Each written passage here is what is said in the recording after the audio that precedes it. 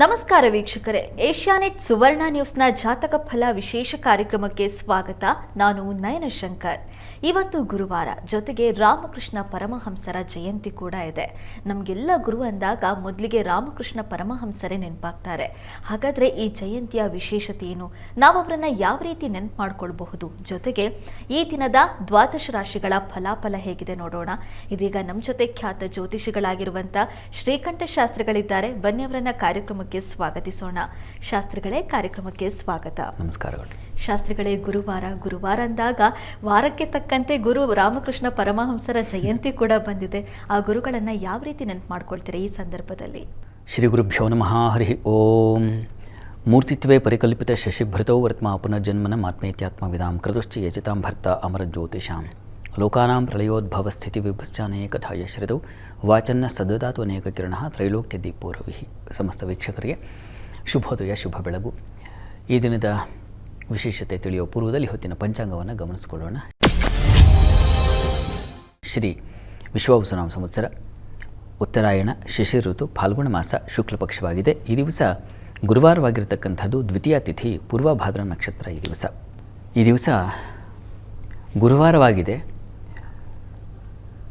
ಈ ವಾರದಲ್ಲಿ ಶ್ರೇಷ್ಠ ವಾರದಲ್ಲಿ ಶ್ರೇಷ್ಠ ಮಹನೀಯರನ್ನು ನೆನೆಸಿಕೊಳ್ಳುವ ಸಂದರ್ಭವೂ ಬಂದಿದೆ. 1836ರಲ್ಲಿ ಈ ಭೂಮಿಯ ಮೇಲೆ ಒಂದು ಬೆಳಕು, ಶಾಂತ ಬೆಳಕು ಅವತರಿಸಿತು. ಅದು ಗದಾಧರ ಅವರ ಹೆಸರು. ಕ್ಷುದಿರಾಮ ಚಟ್ಟೋಪಾಧ್ಯಾಯ ಹಾಗೂ ಚಂದ್ರಮಣಿ ಈ ದಂಪತಿಗಳಿಗೆ ವಿಷ್ಣುವಿನ ಅವರು ಸಂಚಾರವನ್ನು ಮಾಡಿದ್ರು, ತೀರ್ಥಯಾತ್ರೆಯನ್ನು ಮಾಡಿದ್ರು. ವಿಷ್ಣುವನ್ನು ಕುರಿತು ಯಾವ ಗಯಾಕ್ಷೇತ್ರ ಇದೆ ನಮ್ಮ ಈಗಿನ, ಅಲ್ಲಿ ತುಂಬ ಶ್ರದ್ಧೆಯಿಂದ, ಭಕ್ತಿಯಿಂದ, ಪ್ರೀತಿಯಿಂದ ಭಗವಂತನಲ್ಲಿ ಸೇವೆ ಸಮರ್ಪಣೆ ಮಾಡಿದ್ರು. ಅದರ ಫಲವಾಗಿ ಈ ಗದಾಧರ ರಾಮಕೃಷ್ಣ ಪರಮಹಂಸರ ಮೂಲ ಹೆಸರದು, ಹುಟ್ಟಿದಾಗಿಟ್ಟಂತಹ ಹೆಸರು. ಅದು ಅಲ್ಲಿನ ವಿಷ್ಣುವನ್ನು ಅವನ ಕೃಪೆಯಿಂದ ಹುಟ್ಟಿದ್ದರಿಂದ ಗದಾಧರ ಅಂತಲೇ ಆ ಹೆಸರನ್ನ ಇಟ್ಟದ್ದು. ಆಮೇಲೆ ಅವರು ಆಶ್ರಮ ತಗೊಂಡ ನಂತರದಲ್ಲಿ ರಾಮಕೃಷ್ಣ ಪರಮಹಂಸರು ಅಂತ ಆಗಿದ್ದು. ರಾಮಕೃಷ್ಣರ ಬಾಲ್ಯ ಗಮನಿಸಿಕೊಂಡಾಗ, ಅವರ ಜೀವನ ಪೂರ್ತಿಯಾಗಿ ಗಮನಿಸಿಕೊಂಡಾಗ ಏಕ ರೀತಿಯಲ್ಲಿದೆ. ಅದು ಅವರ ಹೃದಯ ಸದಾಕಾಲ ಭಗವಂತನಲ್ಲಿ ಮುಳುಗಿಬಿಟ್ಟಿತ್ತು ಅನ್ನಲಿಕ್ಕೆ ಪ್ರಾರಂಭದಲ್ಲಿ ಅವರ ಬಾಲ್ಯ ಚಟುವಟಿಕೆಗಳಿಂದಲೂ ಅದೇ. ಅವರು ಯಾವಾಗಲೂ ನಾಮಸ್ಮರಣೆ, ಭಜನೆ, ಧ್ಯಾನ ಇವುಗಳಲ್ಲೇ ತಲ್ಲೀನರಾಗಿರ್ತಾ ಇದ್ದರು. ಇನ್ನೊಂದರ ಕಡೆ ಗಮನವೇ ಇಲ್ಲ ಅವರಿಗೆ. ಒಂದು ಆಟದಲ್ಲೂ ಅದೇ ಭಗವನ್ ನಾಮಸ್ಮರಣೆ, ಅದೇ ಆಟ ಅವರಿಗೆ. ಆ ರೀತಿಯಲ್ಲಿ ಅವರ ಜೀವನ ಬೆಳೆದು ಮತ್ತೆ ಅವರು ಬೃಹದ್ ವೃಕ್ಷವಾಗಿ ಇಡೀ ಎಷ್ಟೋ ಭಾರತೀಯರಷ್ಟೇ ಅಲ್ಲ, ವಿದೇಶಿಗರು ಬರ್ತಾಯಿದ್ರಲ್ವ. ಏನೊಂದೊಂದು ಸಮಸ್ಯೆ, ಒಬ್ಬ ಮಹಾ ವ್ಯಕ್ತಿ ಇದ್ದಾರೆ ಅಂತಂದರೆ ಸಹಜ ಬೆಲ್ಲ ಇದ್ದ ಕಡೆ ಇರುವೆಗಳು ಮುತ್ತೋದು ಅಲ್ವಾ. ಎಲ್ಲವೂ ಬೇಕು, ಅಪೇಕ್ಷೆ, ನಮಗೆ ಸರಿ ಹೋಗಲಿ, ನಮಗೆ ಅನುಕೂಲ ಆಗಲಿ ಅಂತ ಜನ ಹುಡುಕಿ ಬರ್ತಾರೆ. ಅವರ ಸಾಧನೆಯನ್ನು ಗಮನಿಸೋದಿಲ್ಲ. ಅನುಕೂಲ ಏನು ಬೇಕು ಅದನ್ನು ಬಗೆಹರಿಸಿಕೊಳ್ಳಲಿಕ್ಕೆ ಬರ್ತಾರೆ. ಜನಸಾಮಾನ್ಯರ ಮಾರ್ಗವೇ ಇದು. ಏನು ಮಾಡೋಕ್ಕಾಗಲ್ಲ, ಯಾಕೆಂದರೆ ದೌರ್ಬಲ್ಯತೆ. ನಾವೆಲ್ಲರೂ ಹಾಗೆ. ಈಗ ನಾವಾದರೂ ರಾಮಕೃಷ್ಣರನ್ನು ಹೋಗ್ತೀವಿ, ರಾಮಕೃಷ್ಣ ಆಶ್ರಮಕ್ಕೆ ಹೋಗಿ ಸ್ವಾಮಿಗಳಿಗೆ ನಮಸ್ಕಾರ ಮಾಡ್ತೀವಿ, ಇನ್ಯಾವುದೋ ಮಠಕ್ಕೆ ಮತ್ತೊಂದು ಹೋಗ್ತೀವಿ ಅಂತಂದರೆ ನಮ್ಮ ಸಮಸ್ಯೆಗಳು ಬಗೆಹರಿಲಿ ಅಂತಲೇ. ಯಾಕೆಂದರೆ ಅವರು ದೊಡ್ಡವರು, ಬಗೆಹರಿಸೋ ಶಕ್ತಿ ಇದೆ. ಹಾಗಾಗಿ ಅಲ್ಲಿ ಹೋಗಿ ಪ್ರಾರ್ಥನೆ ಮಾಡಬೇಕಲ್ವಾ, ಈ ಥರದ್ದೇ ನಮಗೆ ಆಲೋಚನೆ ಬರುತ್ತೆ. ಅವರಿದ್ದ ಕಾಲದಲ್ಲೂ ಇದೇ ಆಗ್ತಾಯಿತ್ತು. ಅವರಿದ್ದ ಕಾಲದಲ್ಲಿ ಎಷ್ಟೋ ಜನ ಬರ್ತಾಯಿದ್ರು. ಒಮ್ಮೆ ಏನಾಯಿತು, ಸ್ವಾಮಿ ಬ್ರಹ್ಮಾನಂದರು ಅಂತ ಅವರ ಶಿಷ್ಯಂದರು. ಅವರು ಆ ದಕ್ಷಿಣೇಶ್ವರ ಇದೆಯಲ್ಲ, ಅಲ್ಲಿ ವರಾಂಡದಲ್ಲಿ ಸುತ್ತಾಡ್ತಾಯಿದ್ರು. ಯಾರೋ ಒಬ್ಬರು ಹೀಗೆ ಕುದುರೆಯನ್ನೇರಿ ಬಂಡಿ, ಅದನ್ನು ಮಾಡ್ಕೊಂಡು ಅಲ್ಲಿಂದ ಬರ್ತಾಯಿದ್ರು. ನೋಡಿದ್ರೆ ಗೊತ್ತಾಗುತ್ತೆ ಆಡಂಬರ ವೈಭವ, ಜನ ಹಾಗೆ ತಾನೆ ಈಗಿನ ಕಾಲಕ್ಕೆ ಹೋಲಿಸಿದ್ರೆ ಬೆನ್ಸ್ ಕಾರಲ್ಲೋ ಮತ್ತೊಂದು ಕಾರಲ್ಲೋ ಬರ್ತಕ್ಕಂಥದ್ದು. ಹಾಗೆ ಬಂದರು ಅವರು. ಅವರ ವೇಷಭೂಷಣ ನೋಡೇ ಗೊತ್ತಾಯ್ತು ಇವರಿಗೆ. ಹೋಗಿ ಎಲ್ಲ ಬಚ್ಚಿಟ್ಕೊಂಡ್ಬಿಟ್ರು ಇವರು. ಅವ್ರಿಗೆ ಹೇಳಿದ್ರು ಸ್ವಾಮಿಗಳಿಗೆ, ನಾನು ಇದ್ದೀನಿ ಅಂತ ದಯವಿಟ್ಟು ಹೇಳಬೇಡಪ್ಪ ಅಂತ. ಅವರು ಹಾಗೆ ಪಾಪ ಬಂದವರಿಗೆ ಹೇಳಿ ಕಳಿಸಿದ್ರು ಇವರು. ಸ್ವಾಮಿ ಬ್ರಹ್ಮಾನಂದರು, ಇಲ್ಲ ಸ್ವಾಮಿಗಳು, ಈಗ ನೀವು ಯಾರನ್ನು ನೋಡಿಕ್ಕೆ ಬಂದಿದ್ದೀರೋ, ಯಾರಿಗಾಗಿ ನೀವು ಬಂದಿದ್ದೀರೋ ಅದು ಅವರಲ್ಲ, ಇನ್ನೊಬ್ಬರಿದ್ದಾರೆ, ಆ ಗಂಗಾ ತಟದಲ್ಲಿ ಇರ್ತಾರವರು, ಅಲ್ಲಿಗೆ ಹೋಗಿ ಅಂತ. ಯಾಕಾಗಿ ಬಂದಿದ್ರು ಅವರು ಅಂದರೆ, ಅವರ ಮನೆಯಲ್ಲಿ ಒಬ್ಬ ಮಹಾರೋಗಿಷ್ಠ ಪಾಪ ಬಳಲ್ತಾ ಇದ್ದಾನೆ, ಆಗ್ತಾಯಿಲ್ಲ, ಎಲ್ಲಿ ಹೋದರೂ ಚಿಕಿತ್ಸೆ ಫಲಕಾರಿ ಆಗ್ತಾಯಿಲ್ಲ. ಇದು ಸರಿ ಹೋಗುತ್ತೇನೋ, ಎಲ್ಲರೂ ಹೇಳ್ತಾ ಇದ್ದಾರೆ ಇಲ್ಲೊಬ್ಬ ಸ್ವಾಮಿ ಇದ್ದಾನೆ, ಹೋಗಿ ಅವರನ್ನು ನೋಡಿದ್ರೆ ಸಾಕಾಗುತ್ತೆ, ಅವರ ಅನುಗ್ರಹ ಆದರೆ ಸಾಕಾಗುತ್ತೆ, ಏನೋ ಔಷಧಿ ಕೊಡ್ತಾರೆ ಅಂತ. ಹಾಗೆ ಎಷ್ಟು ಜನ ಬರ್ತಾಯಿದ್ರು ಅಲ್ಲಿಗೆ. ಪಾಪ ಅವರು ಹೀಗೆ ಬಂದಿದ್ದರು. ಕೇಳಿದ್ರೆ ಇವರೆಲ್ಲ ಅವರು ಇನ್ನೊಬ್ಬರಿದ್ದಾರೆ ಗಂಗಾ ತಟದಲ್ಲಿ ಅಂತ ಹೇಳಿ ಕಳಿಸ್ಬಿಟ್ರು. ಆಮೇಲೆ ಅವ್ರು ಬಂದು ಕೇಳಿದ್ರು, ಅಲ್ಲ ನೀವು ಜನರಿಗೆ ಒಳ್ಳೇದು ಮಾಡಬೇಕಲ್ವ, ಯಾಕೆ ಹೀಗೆ ಮಾಡಿದ್ದೀರಾ? ಪಾಪ ಅವರು ಏನೋ ಸಂಕಟದಿಂದ ಬಂದು ನಿಮ್ಮ ಬಳಿ ಕೇಳಿಕೊಂಡ್ರೆ ಇದು ಹೇಳಬೇಕಿತ್ತು ಅಂತ ಅವ್ರಿಗೆ ಅನ್ನಿಸ್ತಾ ಇತ್ತು. ಇವರು ಹೇಳ್ತಾಯಿದ್ರು ಸ್ವಾಮಿಗಳು, ಇಲ್ಲಪ್ಪ, ಅವರಿಗೆ ಏನಾಗಿದೆ ಅಂದರೆ ಇದು ಈ ಜನ್ಮಕ್ಕೆ ತೀರದ್ದಲ್ಲ, ಹೀಗಾಗಿ ಇದು ನಾನು ಅವರನ್ನು ಹತ್ತಿರಕ್ಕೆ ಸೇರಿಸಲಿಲ್ಲ, ಅಷ್ಟೇ ಅನುಭವಿಸ್ಬೇಕಾಗಿದೆ ಅಂತ. ಒಂಥರ ಅಕ್ಕಪಕ್ಕ ಇದ್ದವ್ರಿಗೆ ಏನು ಅನಿಸುತ್ತೆ ಇದು ಅಂತಂದರೆ, ನನ್ನನ್ನು ಸೇರಿಸಿದ ಹಾಗೆ, ಅವರಿಗೆ ಅಷ್ಟು ಶಕ್ತಿ ಇದೆ, ಅವರನ್ನು ನೀವು ಏನು ಸರಿಪಡಿಸ್ಬೇಕಲ್ವ, ಅವರನ್ನು ರೋಗ ಅಂತ ಬಂದರೆ ಪಾಪ ಗುಣಪಡಿಸ್ಬೇಕಲ್ವ, ನೋವು ನರಳ್ತಾ ಇದ್ದವರಿಗೆ ಶಮನ ಮಾಡಬೇಕಲ್ವಾ. ಸ್ವಾಮಿಗಳ ಶಕ್ತಿ ಇದೆ ಅಂದರೆ ಆ ಶಕ್ತಿಯನ್ನು ಉಪಯೋಗಿಸಿ ಇನ್ನೊಬ್ಬರಿಗೆ ಸಂತೋಷ ಕೊಡಬೇಕಲ್ವಾ, ಅದು ವಾತ್ಸಲ್ಯ ಅಲ್ವಾ ಅಂತ ಅನಿಸುತ್ತೆ. ಅವ್ರಿಗೂ ಹಾಗೆ ಇಷ್ಟ ಅವರಿಗೆ ಅಷ್ಟೇ ಅಲ್ಲ, ಆಮೇಲೆ ಬರತಕ್ಕಂಥ ಸ್ವಾಮಿ ವಿವೇಕಾನಂದರಿಗೆ ಒಂದು ಸಲ ಪಾಪ ವಿವೇಕಾನಂದ ಸ್ವಾಮಿಗಳಿದ್ದ ಸಂದರ್ಭದಲ್ಲಿ ಹೀಗೆ ಆಯಿತು. ಒಂದು ಕಡೆಗೆ ಹೋಗಿದ್ದರು, ಅವ್ರ ಮನೆಯಲ್ಲಿ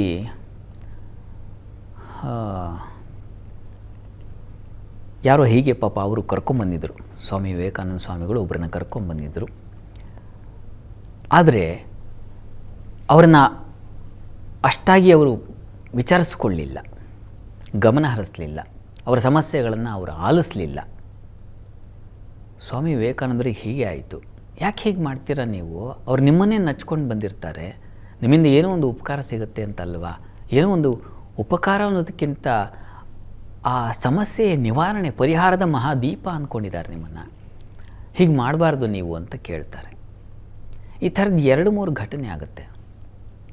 ಸ್ವಾಮಿಗಳು ಹೇಳ್ತಾರೆ, ನಾನು ಏನು ಮಾಡಲಪ್ಪ, ನನಗೆ ನಿನ್ನ ಹತ್ರ ಹೇಳ್ತೀನಿ ಕೇಳು. ಆ ಕಾಳಿ ಇದ್ದಾಳಲ್ಲ, ಕಾಳಿ ಹೇಳ್ತಾ ಇದ್ದಾಳೆ ನನಗೆ, ಇಷ್ಟೇ ಇವರು ಅನುಭವಿಸ್ಬೇಕು ಅಂತ ಇದೆ, ಹೀಗಾಗಿ ನೀನು ಇದ್ರ ಕಡೆ ಗಮನ ಕೊಡಬೇಡ, ನಿನ್ನ ಅನುಷ್ಠಾನ ಸಾಧನೆ ಕಡೆ ಗಮನ ಕೊಟ್ಕೋ, ಇದೆಲ್ಲ ನಿಂದಲ್ಲ ಕೆಲಸ ಅಂತ ಹೇಳ್ತಾ ಇದ್ದಾಳಯ್ಯ. ನಾನೇನು ಮಾಡಲಿ, ಮುಂದುವರಿಲಿಕ್ಕೆ ಆಗ್ತಾಯಿಲ್ಲ ಅಂತ ಪಾಪ ಅವ್ರು ಪ್ರಾಮಾಣಿಕವಾಗಿ, ಆ ಹಿಂದಿನವ್ರಿಗೂ ಇದು ಉತ್ತರ ಆಯಿತು. ನನಗೆ ಇದೆ, ಆದರೆ ಮನಸ್ಸು ಬರ್ತಾ ಇಲ್ಲ ನನಗೆ, ಕಾಳಿ ಹೇಳ್ತಾ ಇದ್ದಾಳೆ ಇದೆಲ್ಲ ನಿನ್ನ ಕೆಲಸ ಅಂತ. ಇದನ್ನು ಮಾಡಬೇಡ, ಅವ್ರಿಗೆ ಸರಿ ಹೋಗಲ್ಲ, ಅವ್ರು ಜನ್ಮದಲ್ಲಿ ಅನುಭವಿಸ್ಬೇಕು ಅಂತಿದೆ. ನಮಗೂ ನಮ್ಮ ಹಣೆ ಬರುವು ಹೀಗೆ, ನಾವು ಯಾವುದೋ ಒಂದು ಪೂಜೆ ಪುನಸ್ಕಾರ ಮತ್ತೊಂದು ಮಾಡಿಸ್ತೀವಿ, ಅನುಭವಿಸ್ಬೇಕು ಅಂತ ಇರುತ್ತೆ. ಹಾಗಾಗಿ ಭಗವತಿ ತಲೆ ಕೊಡೋದಿಲ್ಲ, ಈ ಕಡೆ ಗಮನ ಕೊಡೋದಿಲ್ಲ. ಏನು ಮಾಡೋದು? ಒಳ್ಳೆಯವರಿಗೆ ಕಾಲ ಬಹಳ ಒಳ್ಳೆಯವ್ರನ್ನ ಪರಿಚಯ ಮಾಡಿಸುತ್ತೆ, ಬಹಳ ಬೇಗ ಒಳ್ಳೆಯ ಫಲಗಳನ್ನು ಕೊಟ್ಬಿಡುತ್ತೆ. ನಮ್ಮ ಮನಸ್ಸಿನಲ್ಲಿ ದುಷ್ಟತನ ತುಂಬಿಕೊಂಡಿದ್ರೆ ಅವ್ರ ಸಂಪರ್ಕವೂ ಏರ್ಪಾಡಾಗೋದಿಲ್ಲ. ರಾಮಕೃಷ್ಣರ ಪರಮಹಂಸರು ಒಂದು ಸಲ ಸ್ವಾಮಿ ವಿವೇಕಾನಂದರ ಜೊತೆಗೇ ಒಬ್ಬರ ಮನೆಗೆ ಹೋಗಿದ್ದರು. ಅವನು ತುಂಬ ಹಣೆ ತುಂಬ ಗಂಧವನ್ನು ಬಳ್ಕೊಂಡು ಒಳ್ಳೆಯ ವೇಷ ಕಚ್ಚೆ ಪಂಚೆ ಉಟ್ಕೊಂಡು ನೋಡಿದ್ರೆ ಹಾಗೆ ಏನೋ ಮಹಾಪಂಡಿತನೇನೋ ಅನ್ನಿಸ್ಬೇಕು. ಆ ರೀತಿಯಲ್ಲಿ ಇದ್ದನಂತೊಬ್ಬ. ಇವರಿಗೆ ಬಾಯಾರಿಕೆ ಆಗಿತ್ತು, ನೀರನ್ನು ಕೇಳಿದ್ರು. ಆ ಪಂಡಿತ ಏನು ಆ ರೀತಿಯಲ್ಲಿ ಉಡುಗೆ ತೊಡುಗೆ ಹಾಕ್ಕೊಂಡಿದ್ದ ಅವನು ಬಂದವನು ನೋಡಿದ್ರೆ ಸಲಕ್ಷಣ ಸಂಪನ್ನಾಗಿದ್ದಾನೆ. ನೀರು ಕೊಟ್ಟ ಅದೇ ಆತ, ಆ ಪಂಡಿತ ರೂಪದಲ್ಲಿದ್ದಂಥವನು. ರಾಮಕೃಷ್ಣರು ನೀರನ್ನು ತಗೊಂಡ್ರು, ನೋಡಿದ್ರು, ನೀರು ಕುಡಿಲಿಲ್ಲ, ಪಕ್ಕಕ್ಕಿಟ್ಟರು. ಇದು ಅರ್ಥ ಆಯಿತು ಶಿಷ್ಯಂದರಿಗೆ. ಇನ್ನೊಬ್ಬರು ಹೋಗಿ ನೀರನ್ನು ತೊಗೊಂಡು ಬಂದು ಕೊಟ್ಟರು, ನೀರನ್ನು ಕುಡಿದ್ರು. ಇದನ್ನೆಲ್ಲ ಗಮನಿಸ್ತಾ ಇದ್ರು ಸ್ವಾಮಿ ವಿವೇಕಾನಂದರು. ಏನು ಯಾಕೆ ನೀರು ಕುಡಿಲಿಲ್ಲ ಅಂತ. ಇಲ್ಲಪ್ಪ, ಅವನು ಮಹಾವಿಷ, ಅವನಲ್ಲಿ ಕಹಿ ತುಂಬ್ಕೊಂಡ್ಬಿಟ್ಟಿದೆ, ಬರೀ ದುಶ್ಚಟಗಳೇ ಇದೆ ಅವನಲ್ಲಿ, ಅದು ತಗೋಬಾರ್ದು ಅಂತ ನನಗೆ ಗಾಳಿ ಪ್ರೇರಣೆ ಆಯಿತು, ಹಾಗಾಗಿ ತಗೊಳ್ಳಿಲ್ಲ ಅಂತ. ವಿವೇಕಾನಂದರಿಗೆ ಆಶ್ಚರ್ಯ ಆಗೋಯ್ತು. ಹೌದಾ, ಪರೀಕ್ಷೆ ಮಾಡ್ತೀನಿ. ಅವ್ರು ಯಾವಾಗಲೂ ಪರೀಕ್ಷೆ ತಾನೆ. ಇವರು ನೀವು ಹೋಗಿರಿ, ಈಗ ನಾನು ಆಮೇಲೆ ಬರ್ತೀನಿ, ಒಂದು ಕೆಲಸ ಇದೆ ಅಂತ ಹೇಳಿಬಿಟ್ಟು ಅವ್ರನ್ನ ಕಳಿಸ್ಬಿಟ್ಟು ಸುಮಾರು ಕಡೆ ವಿಚಾರಿಸಿದ್ರು ಅವನೇನು ಅಂತ. ನೋಡಿದ್ರೆ ಅವನು ಮಹಾ ಅಯೋಗ್ಯ, ದುಷ್ಟ, ಬೇಡದ ಚಟುವಟಿಕೆಗಳೆಲ್ಲ ಅವನ ಹತ್ರ ಇತ್ತು.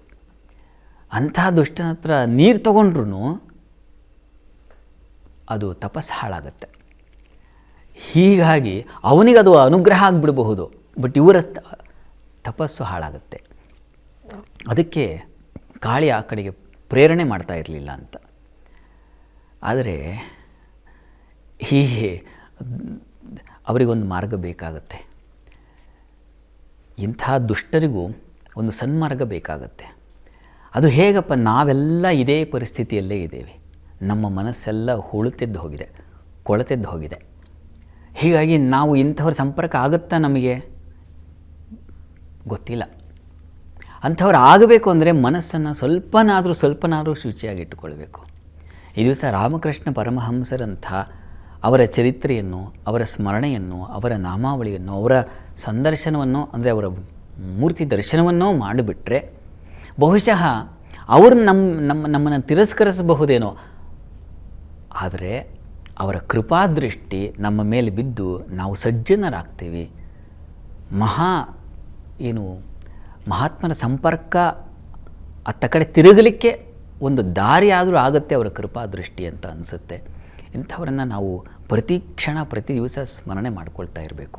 ಗುರು ಸ್ಮರಣೆ ಮಾಡ್ಕೊಳ್ತಾ ಇದ್ದಾಗ ನಮಗೆ ಪಾಪಗಳೆಲ್ಲ ಹೋಗುತ್ತೆ. ಅವರು ನಮ್ಮನ್ನು ಸೇರಿಸದೇ ಇರಬಹುದು, ತುಂಬ ದೂರದಿಂದಲೇ ಅವರು ನಮ್ಮನ್ನು ನೋಡ್ತಾ ಇದ್ದ ಹಾಗೆ ಅವ್ರು ತಪ್ಪಿಸ್ಕೊಂಡು ಹೋಗ್ತಾ ಇದ್ದಾರೆ ಅಂತ ಅನ್ನಿಸ್ಬಿಡಬಹುದು.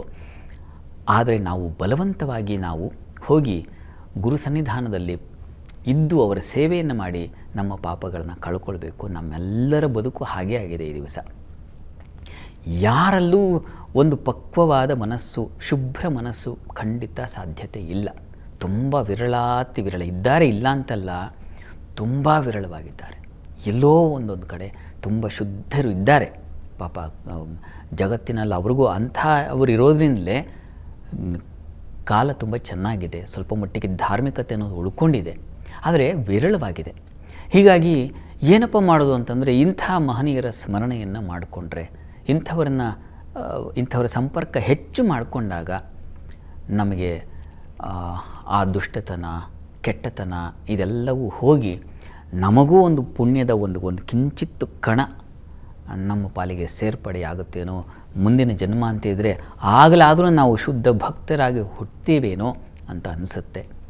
ರಾಮಕೃಷ್ಣರ ಬಳಿ ನಮ್ಮನ್ನು ಈ ಪಾಪಕೂಪದಿಂದ ಬಿಡಿಸಿಕೊಡಿ, ನಮ್ಮನ್ನೂ ನಿಮ್ಮ ಹತ್ತ ಕರೆದುಕೊಳ್ಳಿ. ಹೇಗೆ ನೀವು ಸ್ವಾಮಿ ವಿವೇಕಾನಂದರಿಗೆ ಕೃಪೆ ತೋರಿದರೋ, ಅವ್ರು ದೊಡ್ಡ ವ್ಯಕ್ತಿ ಬಿಡಿ ವಿವೇಕಾನಂದ ಸ್ವಾಮಿಗಳು. ಹಾಗಾಗಿ ಅವರಿಗೆ ಎಳ್ಕೊಂಡು ನೀನು ಹೋಗಬೇಡ, ಅವರು ವಿಮುಖರಾಗಿ ಹೋಗ್ತಾಯಿದ್ರು, ಬಾ ಅಂತ ಎಳ್ಕೊಂಡು ಅವರಿಗೆ ಅನುಗ್ರಹ ಮಾಡಿದ್ರು. ಆ ರೀತಿಯಲ್ಲಿ ನಾವು ಕೆಟ್ಟವರು ಅಂತ ನೋಡದೆ ಕಾಳಿ ಮಾತೆಯನ್ನು ಮೀರಿ, ಕಾಳಿ ಮಾತೆ ಹೇಳಬಹುದೇನೋ ರಾಮಕೃಷ್ಣರಿಗೆ, ಅವ್ರನ್ನ ಸೇರಿಸ್ಕೊಳ್ಳೇಬೇಡ ಇಲ್ಲಿಗೆ ಅಂತ.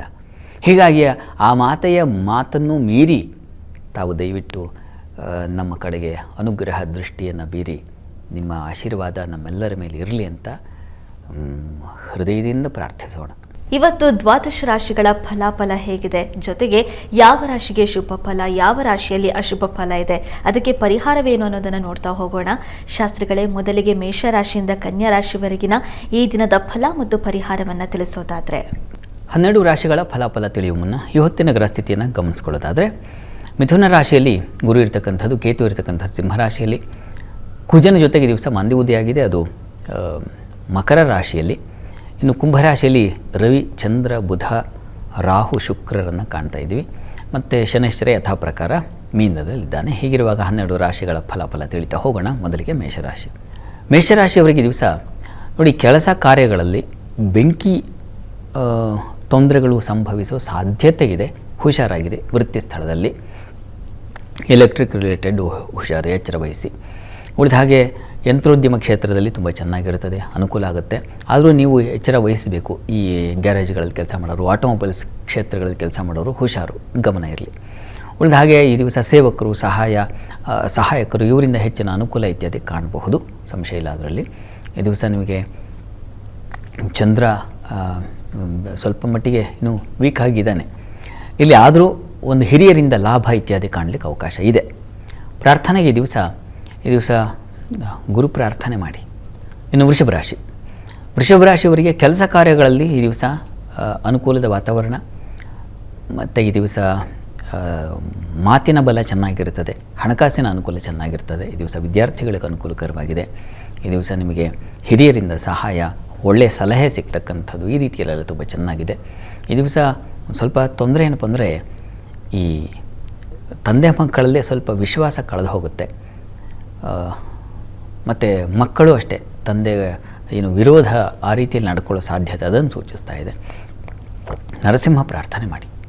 ಇನ್ನು ಮಿಥುನ ರಾಶಿಯವರಿಗೆ ಈ ದಿವಸ ಕೆಲಸ ಕಾರ್ಯಗಳಲ್ಲಿ ತುಂಬ ಚೆನ್ನಾಗಿದೆ, ಹೆಚ್ಚಿನ ಅನುಕೂಲ, ಹಿರಿಯರಿಂದ ಸಹಕಾರ ಚೆನ್ನಾಗಿರುತ್ತದೆ. ದಾಂಪತ್ಯದಲ್ಲಿ ಅನ್ಯೋನ್ಯತೆ, ಅನುರಾಗ ಚೆನ್ನಾಗಿದೆ. ಈ ದಿವಸ ನಿಮಗೆ ಹಾಲು ಹೈನು ವ್ಯಾಪಾರಿಗಳಿಗೆ ತುಂಬ ಚೆನ್ನಾಗಿರುತ್ತದೆ, ಅನುಕೂಲದ ಒಂದು ಲಕ್ಷಣ ಸೂಚಿಸ್ತಾ ಇದೆ. ಈ ದಿವಸ ನಿಮಗೆ ತೊಡಕೇನಪ್ಪ ಅಂದರೆ, ಒಂದು ಅಪಮಾನಕ್ಕೆ ತುತ್ತಾಗ್ತೀರಾ, ಯಾರೋ ಏನೋ ಅಂದುಬಿಡ್ತಾರಲ್ಲ, ಅದು ನಿಮಗೆ ಮನಸ್ಸಿಗೆ ನೋವಾಗೋ ಸಾಧ್ಯತೆ, ಅವಮಾನ ಅದು ಇದೆ. ಇದರ ನಿವಾರಣೆಗೆ ಸುಬ್ರಹ್ಮಣ್ಯ ಸನ್ನಿಧಾನದಲ್ಲಿ ರುದ್ರಾಭಿಷೇಕ ಮಾಡಿಸಿ. ಇನ್ನು ಕರ್ಕಟಕ ರಾಶಿಯವರಿಗೆ ಈ ದಿವಸ ವೃತ್ತಿಯಲ್ಲಿ ತುಂಬ ವಿಶೇಷವಾದ ಅನುಕೂಲ. ಈ ದಿವಸ ವ್ಯಾಪಾರದಲ್ಲಿ ಸ್ವಲ್ಪ ಮಟ್ಟಿಗಿನ ತೊಡಕುಗಳನ್ನು ಸೂಚಿಸ್ತಾ ಇದೆ, ಆದರೆ ಗೆಲುವಿದೆ, ತೊಡಕಿನ ಸಹಿತ ಗೆಲುವು ಆ ರೀತಿಯಲ್ಲಿ ಇದೆ ಈ ದಿವಸ. ಮತ್ತು ಸಂಗಾತಿಯಲ್ಲಿ ಈ ದಿವಸ ಭಿನ್ನಾಭಿಪ್ರಾಯ, ಮನಸ್ತಾಪಗಳನ್ನು ಸೂಚಿಸ್ತಾ ಇದೆ. ಸ್ವಲ್ಪ ಗಮನ ಇರಲಿ, ಶಾಂತವಾಗಿರಿ, ಸಮಾಧಾನವಾಗಿರಿ. ಈ ದಿವಸ ನಿಮಗೆ ಕೆಲಸ ಇತ್ಯಾದಿಯ ಅನುಕೂಲದ ವಾತಾವರಣ ಇದೆ. ಪ್ರಾರ್ಥನೆಗೆ ಈ ದಿವಸ ಸ್ತ್ರೀಯರಿಗೆ ಸ್ವಲ್ಪ ಆರೋಗ್ಯ ಹಾನಿ ಇದೆ, ಹೀಗಾಗಿ ಈ ದಿವಸ ದುರ್ಗಾ ಸನ್ನಿಧಾನದಲ್ಲಿ ಅಭಿಷೇಕ ಮಾಡಿಸಿ ತೀರ್ಥ ಸೇವನೆ ಮಾಡಿ. ಸಿಂಹರಾಶಿಯವರಿಗೆ ಕೆಲಸ ಕಾರ್ಯಗಳಲ್ಲಿ ಈ ದಿವಸ ಹೆಚ್ಚಿನ ಅನುಕೂಲ, ಹಿರಿಯರಿಂದ ಸಹಕಾರ, ಸಲಹೆ, ಮತ್ತು ಈ ದಿವಸ ಬಂಧು ಮಿತ್ರರ ಸಹಾಯ, ಅನುಕೂಲ ಇತ್ಯಾದಿ ಅನುಕೂಲಕರವಾಗಿದೆ. ಈ ದಿವಸ ಸ್ವಲ್ಪ ಸಾಲ ಮತ್ತು ಶರೀರಕ್ಕೆ ಗಾಯ, ತರಚೋದು ಈ ರೀತಿಯ ಒಂದು ಸಾಧ್ಯತೆ ಸೂಚಿಸ್ತಾ ಇದೆ, ಹುಷಾರು. ಆರೋಗ್ಯ ದೃಷ್ಟಿಯಿಂದ ಸುಬ್ರಹ್ಮಣ್ಯ ಕವಚವನ್ನು ಹೇಳಿಕೊಳ್ಳೋದು ತುಂಬ ಒಳ್ಳೆಯದು. ಇನ್ನು ಕನ್ಯಾ ರಾಶಿಯವರಿಗೆ ವೃತ್ತಿಯಲ್ಲಿ ತುಂಬ ಅನುಕೂಲದ ವಾತಾವರಣ ಇದೆ. ಬುದ್ಧಿವಂತರ ನಡುವೆ ಒಂದು ಸಹಕಾರ ಸಿಗುತ್ತೆ, ಬುದ್ಧಿವಂತರಿಂದ ಸಹಕಾರ ಇದೆ ಈ ದಿವಸ. ಮತ್ತು ಈ ದಿವಸ ಪ್ರಯಾಣದಲ್ಲಿ ಅನುಕೂಲ ಸೂಚಿಸ್ತಾ ಇದೆ. ಕೃಷಿಕರಿಗೆ ತುಂಬ ಚೆನ್ನಾಗಿದೆ, ಹಳ್ಳಿಗಳಲ್ಲಿ ಉತ್ತಮ ವಾತಾವರಣ ಇರುತ್ತದೆ ಈ ದಿವಸ. ಸಂಗಾತಿಯಿಂದಲೂ ನಿಮಗೆ ಅನುಕೂಲದ ವಾತಾವರಣ ಇದೆ ಈ ದಿವಸ.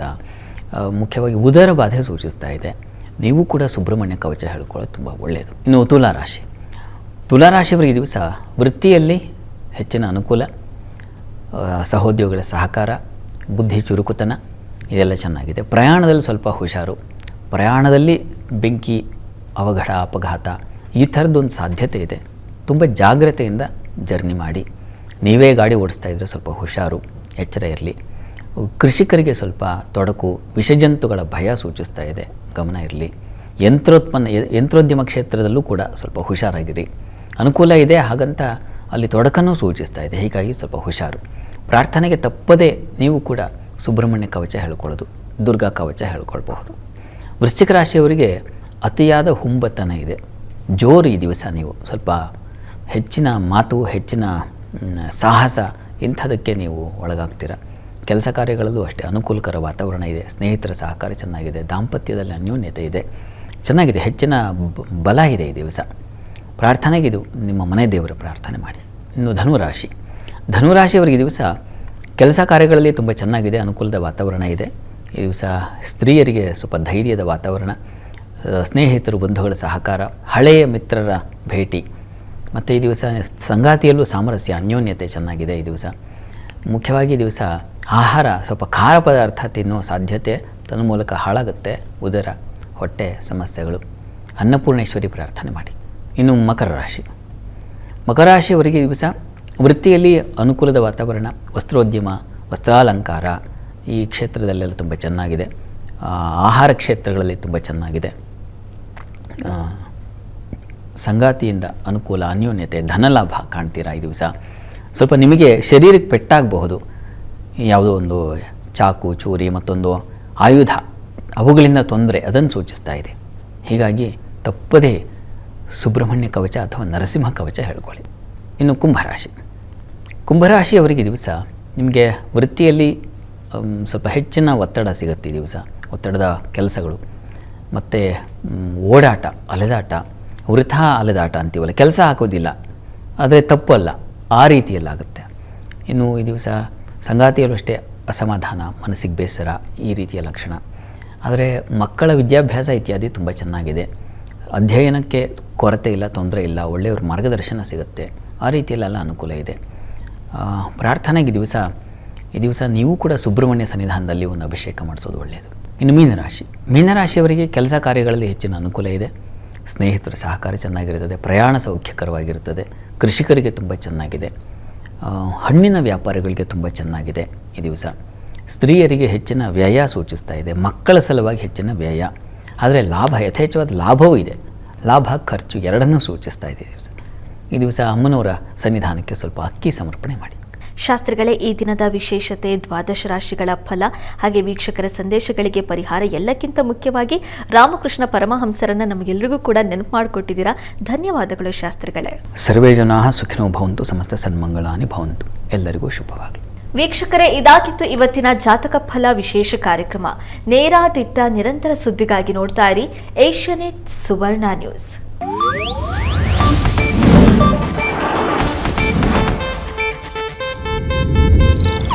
ಇದು ಏಷ್ಯಾನೆಟ್ ನ್ಯೂಸ್ ನೆಟ್ವರ್ಕ್ ಪ್ರಸ್ತುತಿ.